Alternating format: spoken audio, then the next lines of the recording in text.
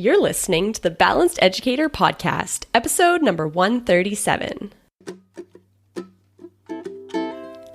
Welcome to the Balanced Educator. We're your hosts, Kaylee and Josiane from EduCalm. Our intention is to equip and empower you to feel more calm, balanced, and joyful in all aspects of your life.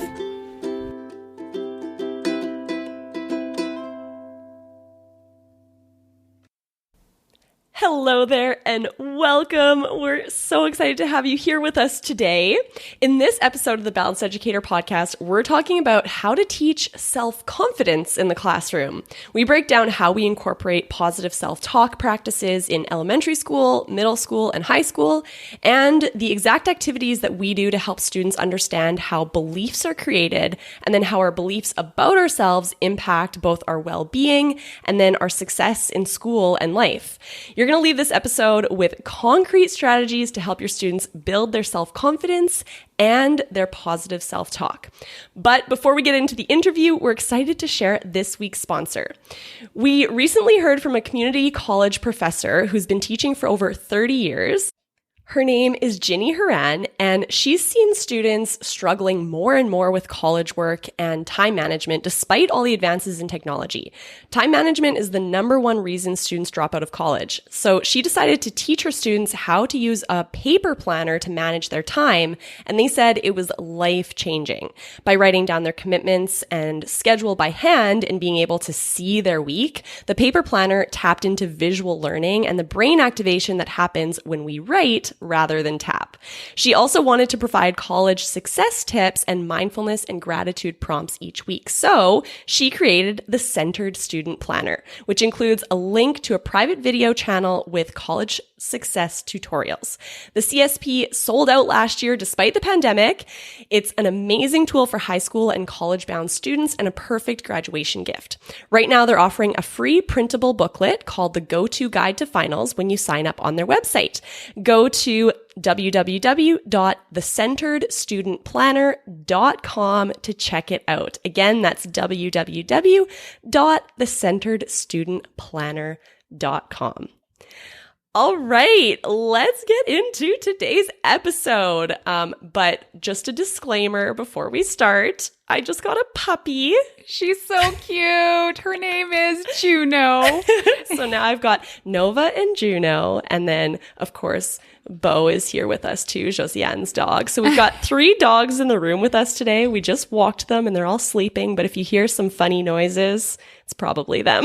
More than likely. Yeah. You ready to dive in? I'm so ready. Okay, so let's talk about self-confidence. Just what is it? Positive self-talk, all of that. Fill me in. Yeah. So, when we're talking about self-confidence, we've all seen students in our class that clearly don't have as much confidence in themselves as we have in them. You can see how that lack of self-confidence impacts lots of things in their lives, how it impacts their interactions, their relationships, their ability to do well in their academics. And so when we're talking about self-confidence, what we're really kind of talking about is a belief system that these students or adults or any human has about themselves. And our beliefs about ourselves impact everything that we do. So when we are talking about teaching self-confidence in the classroom, we're talking about really actively teaching our students how to build beliefs about themselves that are going to help them have success in their lives. Well explained. Thank you. I'm in the zone. No kidding. And I think it's important to mention that this is something that needs to happen even at a young age. We think that confidence issues start at a later time in life, but that is not true. That's not the case. Yeah, the reality is we actually build our beliefs about ourselves really early in life. So basically from the, time we're born till the age of 12 is when we're really setting the foundation of our beliefs about ourselves in the world and everything else in the world. So when we are under the age of 12, our brain is at this building phase where like we're learning everything for the first time. This is making me think now of my puppy because it's at the phase where she's just a puppy right now. So everything she's doing it for the first time. So every interaction she has, she's learning to make sense of the world and understanding how the world works. Okay, full disclaimer, she's the cutest thing ever. She is very cute, yes. But I can just see her little brain trying to figure out the world. Like, okay, there's a car that drove by and it was loud. And the initial reaction is for her to be scared of that loud noise. But then she's looking for what happens next. So, okay, the loud noise happened, but I didn't get injured. So loud noises don't equal pain necessarily. Loud noises, actually, I'm okay. So loud noises aren't a danger. So now how does this, what you just explained, how does this connect with the idea of positive self-talk and self-confidence? Yeah. So with students and all humans below the age of 12, their brain is building this understanding, this model of the world based on every experience they have. So, they might have one experience of, not doing well on a math test or being asked a question about math and they freeze up and they don't know the answer. And so then their brain associates, okay, math equals embarrassment. Math equals bad. Math is hard. Yeah. And I suck at math. Exactly. And so then that belief about their ability with math that was based on an experience that happened at a young age can stick with them because that's just their brain is in this building phase. Also remembering that it's also what they hear, right? Mm-hmm. Like kids are mirrors of the adults that they spend the most time with. So if they're spending time with a parent that is saying things like, I'm terrible at math, I'm so terrible at it, they'll probably internalize that too. Yeah. Absolutely. And even things like, interactions with friends, like they might have a friend in kindergarten that told them, you're stupid. And then that just stuck with them. Like, I think if all of us, I'm sure if we talk to anybody in the world, you have one memory that really sticks out for you from below the age of 12 that really like shaped your belief about yourself. And it's oftentimes a totally inconsequential, random interaction that like just really stuck with you. And that's just because that's the phase that your brain is in at that age. You just take everything in and you believe it as truth because that's how your brain works at that age. And then after 12, that's when we start questioning those beliefs. So how can we leverage that? Yeah. The fact that we're just taking everything in and believing. Yeah. So as teachers, we're in the business of building the brain, right? In the business of it. We're in the business. It's all business. No fun.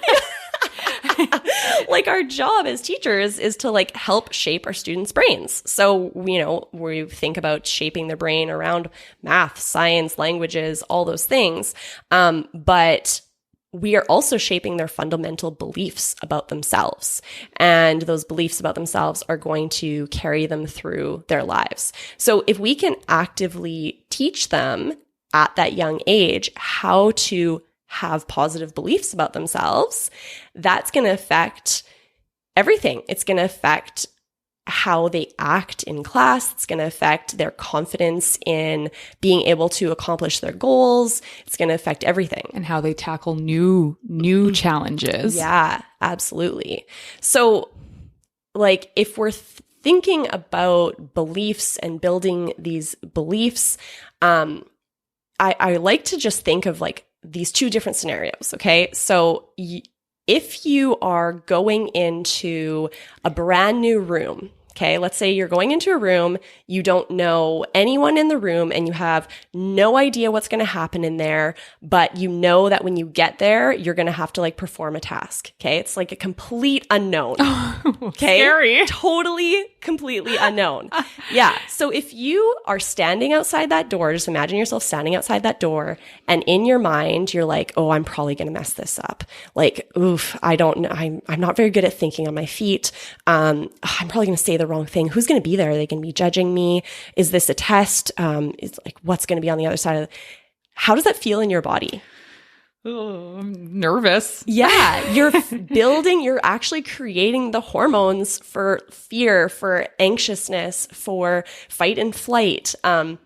Just those thoughts, thinking in that way is making you feel a certain way. And so when you feel that way, like I physically can feel my shoulders rolling forward. I can feel myself. I feel like small. Clammy. I got clammy when you started talking about it. And so when you walk into that room in that state of being, how do you think you're going to react to whatever's on the other side? Probably with not very much confidence. You're going to be worried. You're going to be all folded onto yourself. Yeah. And in that state of being, whatever it is on the other side of the door, you're probably not going to like perform at your best because you are expecting to not do well. Your belief about yourself is that this isn't going to go right. And so if your belief is that it's not going to go right, it means that your actions dictate that it's not going to go right. Because when you believe it's not going to go right, you're not going to act as well. And so you will have created the reality that you believed. If I believe that I'm not strong. Yeah. Mic drop. I made true the belief that I had about myself. Which was thoughts are our reality. Exactly. We have an episode on that. I can't remember which number, but we can put that in the show notes. Yeah. And so same situation. Okay. Imagine yourself in front of this door. You have no idea what's on the other side. And you're saying to yourself, okay, this is so exciting. I wonder what's going to be on the other side. Maybe it's candy. Maybe it's my friends. Maybe it's my grandma that I haven't seen in weeks. Maybe, I wonder if I'm going to get to jump on a trampoline. You're like growing taller as you're saying it right now, like watching you. So just having those thoughts creates a totally different experience in your body. And so how are you going to walk through that door? Like imagine yourself walking through that door. When I walk through that door and I'm thinking those thoughts, I'm standing tall, I'm excited, I'm looking for what's on the other side, I'm smiling. And in that state of being, I'm more likely at least to create a reality that is exciting, that is fun. And so just that self-talk, those words that I'm saying to myself affects how I think, how I feel, and how I act. So what we want to do in the classroom is teach our students exactly that our thoughts have so much power and that we can choose the thoughts that we say to ourselves and that then those thoughts that we repeat to ourselves become a belief. And eventually we believe those thoughts that we have. And so if we can choose positive thoughts and repeat them until we believe them, then it just becomes easier to walk into that room with your head held high because you believe that that's who you are as a person. I love it. Okay, so how to in the classroom? What's the concrete strategy? That's what I'm looking for. Yeah. To dive into this. What's step number 1? So. First things first, as we always say, routine and repetition. How tired are you guys of hearing us say that? Routine and repetition is the key to success. Exactly. So this can't be something that we just do once and expect our students to like take it with them in life forever. This is something that we need to practice consistently so that they're building their brain around this understanding and that they're really integrating this understanding into their actions. So it's something that we're going to do repetitively to begin with. Now, what you and I like to do in our classroom is bring this process into our mindfulness practice at the beginning of class. So we like to teach our students, guide them through mindfulness, or listen to the EduCom Classroom audio. That's what I do now, is listen to the EduCom Classroom audios, which guide them through this process of learning how our brain thinks, like recognizing our thoughts, seeing what thoughts are there, and then choosing the thoughts that we want to have about ourselves, and then building on that. Yeah. So in EduCom Classroom, which is our online social, emotional, and mindfulness learning program for the classroom, it is taught in a gradual kind of release format so that the strategies are building on each other. So before we started this episode, we were kind of talking about how it's kind of it's kind of like the Bloom's taxonomy idea, right? Where it gets more and more complicated and deep. Mm-hmm. Yeah. It starts with like, the base is just you're memorizing this thing. It's like knowledge that you don't necessarily fully understand, but you're able to like repeat it. So we start with having our students think thoughts on purpose. Okay. Let's talk about, for those who are not Educom Classroom subscribers, how can they do this on their own? This first step or second step, because the first one is creating the routine always, but the second step of this repetition or whatever. So let's talk about how anyone can do this in their classroom tomorrow. Yeah. So I would say, first having a conversation about how our thoughts affect how we feel, and you can guide them through this visualization that I just did with you, with walking into the room and the thoughts you're having before walking into the room, so they can feel that difference of how thinking different thoughts feels in their body, and having that discussion of how does that feel in your body, and how does that affect how you act, so that they really understand the point of this, right? Yeah, because they can feel it, and if they can feel it, it's real. Exactly. So then you would guide them to repeat I am statements in their mind that help them to kind of discover how repeating certain statements makes them feel. So it could be like, okay, I am calm. Repeat after me. I am calm. And repeating it, like I would say 5 to 10 times out loud or in your head. Yeah. And then just checking in, like, how does that make you feel? Yeah. And I would say with younger grades, it's probably easier to do it out loud. Everyone repeats because they're used to doing that anyway. Mm-hmm. And then for older kids who might be more embarrassed, that you just get them to close their eyes and kind of think the I am statement. Yeah. Like examples, you said, I am calm. Could be, I am strong. I am loving. I am focused. I am happy. I am kind. Like basically any positive statement that comes into your head as a teacher, you just say it out loud. It could be, I am strong in math. I am, anything. Yeah. Just letting them feel it out. Yeah. When they're practicing repeating it in their minds. Yeah. And just checking in, right? How does it feel? I also, side note, like to do this with my students with my high school students before a test or presentation. I'll be like, repeat in your head. I am ready for this. I can do this. I'm going to perform my best right now. Even if I make mistakes, that's okay. I'm learning. This is a chance for learning, not for proving myself. And I guide them through like how I want them to think. And my students have told me multiple times that they really appreciate doing that. And it's really reduced a lot of their anxiety. It makes them grow a couple inches taller and feel better. Yeah. And you can help prime them with the growth mindset type of thoughts that you want them to be having. That's right. But as we always say, practice this before putting it into action. So this is something that, we would have done in class before I do it right before a test. Yeah. They've had the practice of like saying these thoughts and noticing how it makes them feel. So that would be the first thing, is just the repetitions. Mm-hmm. Like trying on clothes when you go to the store, you're just trying on affirmations. You're just repeating them. There's no expectation, it's just like trying them on, seeing how they fit, Yeah. And then seeing which one really makes me feel good. And that can be a discussion that you have with your students afterwards too. Like, which affirmation really made you feel good, and which one would you want to keep using in the future? Yeah. And which one didn't make you feel good? And then you could dissect why. Mm-hmm.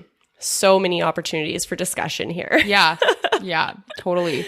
So then again, this gradual release idea, the first thing is to just practice repeating. Mm-hmm. And we would do this for about a week.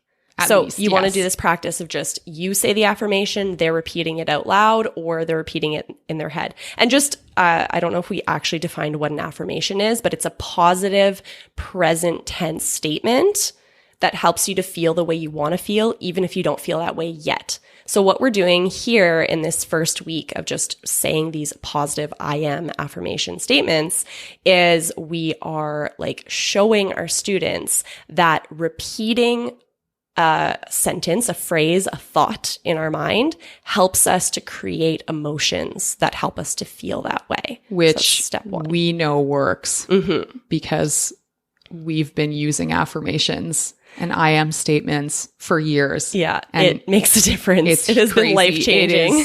You wouldn't think, but it's life-changing. Yeah, let's take a little tangent to talk about this now. Can we take a short tangent? So we like to choose kind of an affirmation, Josiane and I, that we repeat for like a whole year, and we say it to each other all the time. And it's so fun because by the end of the year, we start having these moments where like, oh my gosh, this is really true for me now. Like in the beginning, when you're saying it, it doesn't feel true for you. You feel like you're trying on a new pair of pants weirdly that don't fitting. Yeah, it doesn't quite fit. And over time, because you keep repeating it over and over and over, you start believing it. And then it starts like a pair of jeans that gets better and better. Yeah, exactly. Just worn in. Just starts fitting your body properly. And then one day you're like, oh my gosh, this is true for me all the time now. This affirmation that felt like it wasn't true for me in the beginning now feels like, it's a belief. It's like part of who I am now. It's so cool to see that transformation and how your brain changes over time with practice and repetition. Patience. Lots of repetition and patience. Yes. Repetition. Yeah. We'll say it 1,000 million times. Okay.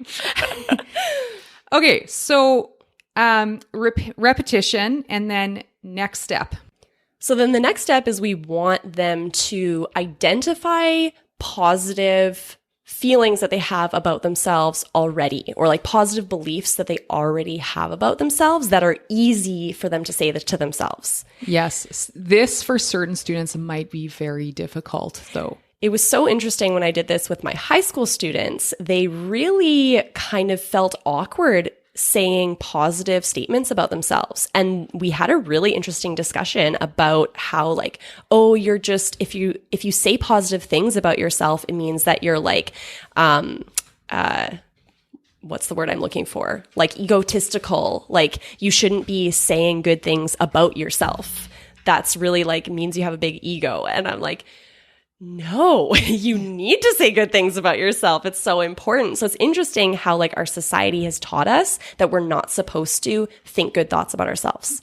So yeah, this can definitely be a difficult exercise for some students. But it's an opportunity of growth for the kids. Yeah. But the exercise is really simple. Again, getting your students to close their eyes. Do you want to try it? Yeah. Okay, close your eyes. Okay. And think of something positive about yourself. So that's, as the teacher, that's all you have to say. Come up with a positive thought about yourself. It can be any thought at all. So something you like about yourself, something you're good at, a quality you have. It could be something that a friend has told you once, like a compliment.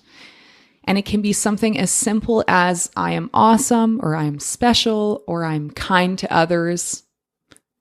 So I'll let you think about it. Now, whatever you chose, just practice repeating it over and over in your mind. That feels good. I like that. It's interesting. Something just popped into my mind that I wouldn't have expected I thought that my mind would have reached for like, I finished all the tasks on my to-do list today or something like, superficial like that. Teacher stuff. Yeah, exactly. But my brain went to, I am loving. Oh, and that felt wonderful. It felt really good. And then I started, as I was repeating it, I started imagining interactions with my family and my pets and my friends. And that's awesome. It made me feel good about myself. Yeah. So just guiding them through that. And at this stage, I would give examples. Mm-hmm. Because otherwise they might just be blank. Mm-hmm. And then the next part of this exercise would be to get them to actually write this down. Mm-hmm. And either they choose one thing and they write it down like 15, 20 times. Like you're writing lines just over and over. Yeah. Yep. Mm-hmm. Or like, depending on the group you have, one might be enough. Mm-hmm. Or depending on the group you have, you could just get them to write like a journal entry, just writing down things that they like about themselves. And also just make sure that you let them know that they won't have to share this with all of their friends. I know, like, I've been teaching grade 6 this year. If they thought they would have to share this with all of their friends, they would have not written anything. So depending on the age group, just kind of a, little tip. Yeah, that's so smart. Like letting them know that this is private. It's for you. We're doing it in school, but this isn't like a school assignment that's going to get put up on a billboard or had to be shared with the class or anything, because it is very personal. So again, this is something we would do for at least a week, just that. And if they choose the same thing every single day, that's okay.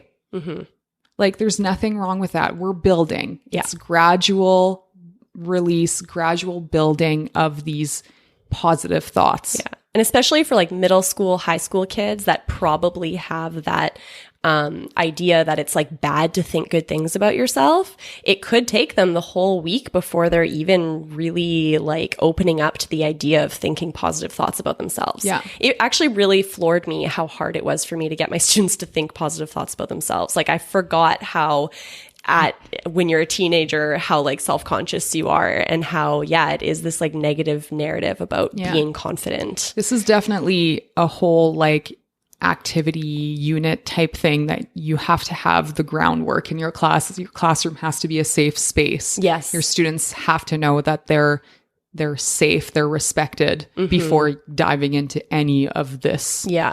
Yeah. I totally agree. Another way that you could approach this exact like coming up with a positive thought about yourself is to get students to write a journal entry where you ask them to be a friend to themselves and to write down compliments to themselves. So as if themselves was a separate person, then it just gives them this new perspective. That's so helpful because so many of us can be, I know when I was like really starting to work on like positive self-talk, self-love, things like that. Like I really taking on that perspective of like, if I was my own friend, how would I talk to myself? Because I'm so much harder on myself than I am on my friends. That's right. Like I'll praise my friends for like just being themselves. Like you can get 0 done today, you can do nothing, and you're just perfect for being you. But I would never afford myself that same type of unconditional love. That's right. We're hard on ourselves. Yeah. So taking it from that perspective of how would you speak to a friend? And another journal question that you could ask in the same kind of area is just to write down positive thoughts about themselves. Yeah. Nice and simple. Yeah. So those are just like 3 ways of approaching kind of the second week. That's step. Right. Yeah. Okay. So now we've practiced repeating. We have practiced just thinking positive thoughts about ourselves that we already believe. Next step is a little getting deeper. So now it's to create positive thoughts about ourselves. So these are thoughts that we may not already believe. It's nice to approach this step from the angle of like, what would I like to believe about myself that I don't yet? What am I hard on myself about that I'd like to no longer be hard on myself about? And then creating like an I am statement that goes with that. So my like favorite affirmation that I always go to and explain is just that like my whole life, I've always had a hard time being on time for things. Like that's just been since I was a kid. I was going to say not so much anymore. Well, no. And it's because of the affirmations. Like my whole life, I was always running late. Like when I think of my childhood, I think of like always being late. I always arrived just on time for school. My parents were always like, let's go, get in the car. Like, I don't know what it was. It was just the one thing that I struggled with. And then once I became an adult, I was like, I'm sick of feeling anxious about like being late for work. I always felt like I was going to be late for work. So I decided to create the affirmation that I am always on time. And I repeat that affirmation to myself literally every single day. Because every morning I'm like, oh, I'm going to be late. No, I'm always on time. I love it. I always have the perfect amount of time. It feels so much better. It just calms me down. And then guess what? I'm always on time. Yeah, because you're not like frantically like rushing yourself. Yeah. My thoughts create my actions when I'm like, I'm always on time. And then I have the thought of like, oh, maybe I'll just unload the dishwasher before I leave for work. And I look at the time and realize I don't have enough time to unload the dishwasher. No, I'm not going to do it now because I'm always on time. So that means I leave now.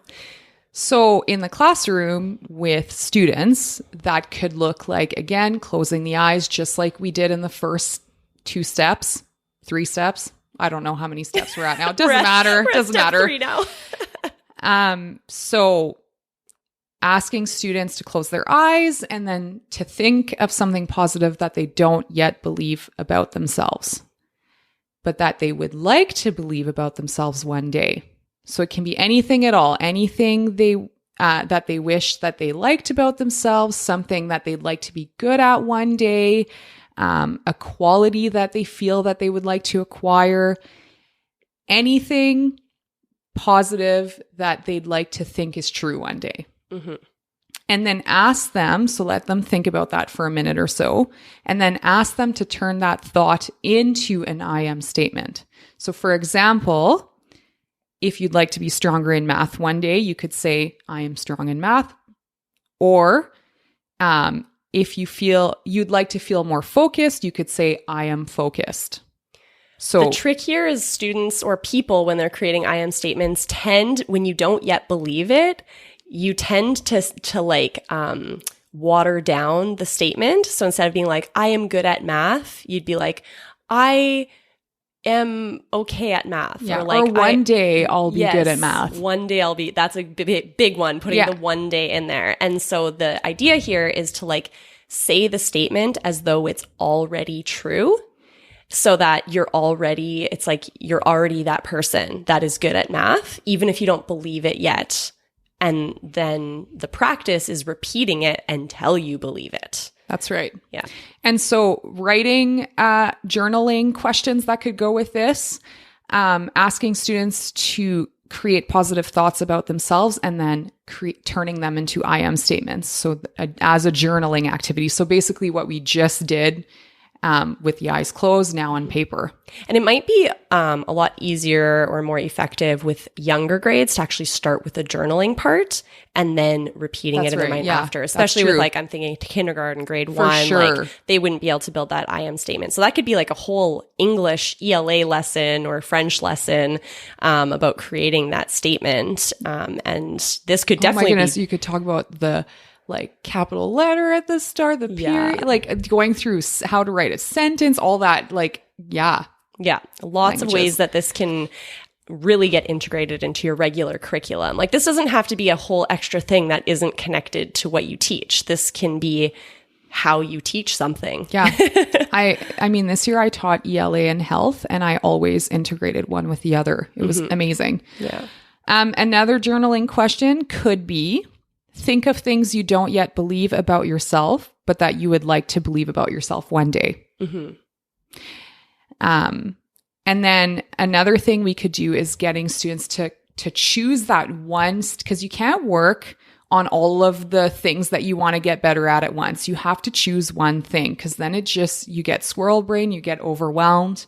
And so I think the next step after this would then be for students to choose that one thing that they want to work on right now, creating an I am statement for it if we haven't already created one, and then like making a visual of sorts. It could just be like a post-it on their desk. Granted, depending what grade they're in, they won't want that in front of everyone else. In high school, it might be telling them to put a reminder on their phone that goes on every day that has their I am statement. Or their desktop photo, or I had a really creative group of kids this year. So getting them to like create a graphic design of it or whatever, but like having that and then putting it somewhere where they're going to see it all the time. Mm-hmm. That's so important. Repetition, repetition, repetition. Do we say that enough yet? Let's repeat it. Because Because the thing with creating a new belief that you don't already have is that you don't believe it yet. So you're not even going to remember that you're supposed to practice believing it unless something reminds you to practice believing it, because it's not natural for you yet. So you need this visual reminder that's going to say, okay, practice your I am statement. We got the I am Post-its all over the place, you and I. Yep. just to make sure we're practicing those intentional thoughts, right? Yeah, exactly.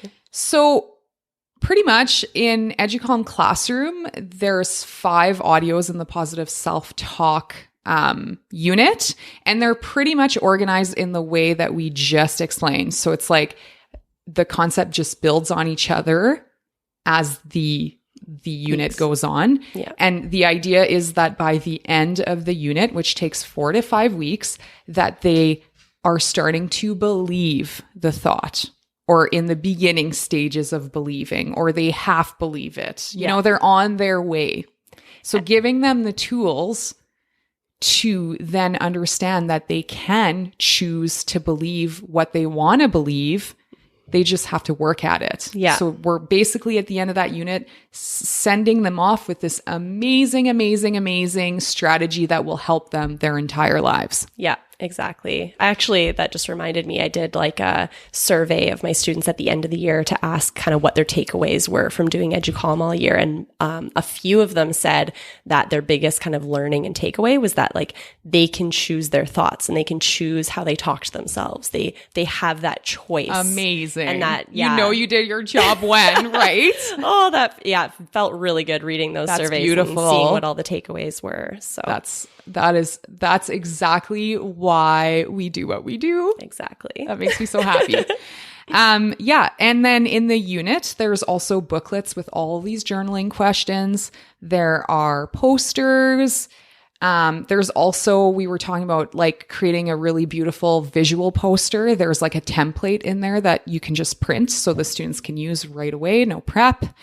And in a different unit, in our growth mindset unit, there's a whole little project activity worksheet about how to create affirmations with students, with lesson plan and all. Everything is there. Yeah. So you can definitely like start with the growth mindset units and then move into positive self-talk, or jump around. And if you want to go straight to positive self-talk because you're like, this is what my students really need right now, you can always go into the growth mindset unit and just grab that, how to create an I am statement activity, and then use that to springboard into positive self-talk. Yeah. I mean, growth mindset and positive self-talk are like super connected. Yeah. They totally work together, right? Yeah. So, and everything in the program really builds on each other. That's right.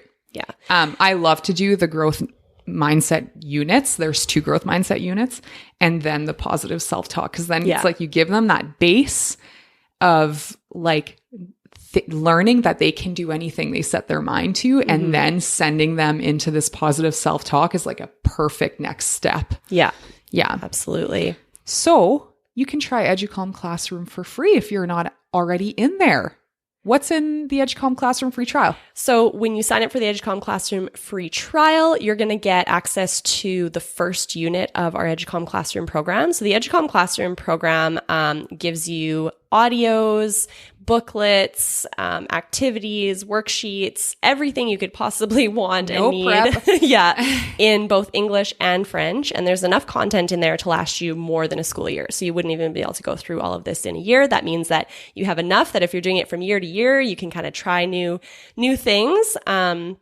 But that is the full program. When you sign up for the free trial, you get unlimited access to the first unit. So you get to try out the Introduction to Mindfulness unit with your students, see if it's a good fit for you and your teaching style, see if you like the resource. And if you really do, then you can invest in buying the membership to EduCalm Classroom, which is going to give you everything. The other great thing about the free trial is that there's training for you as the teacher and a bunch of supports that can help you to know how to kind of like talk to your admin about this or talk to parents about this.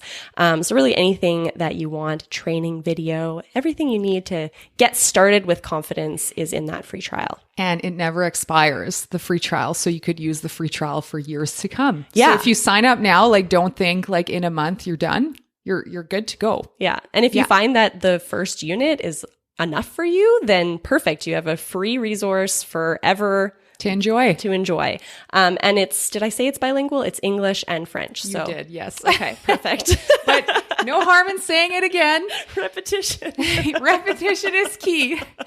So you can check it out at educalm.com. That's EDUCALME. Go get that free trial and have an awesome week.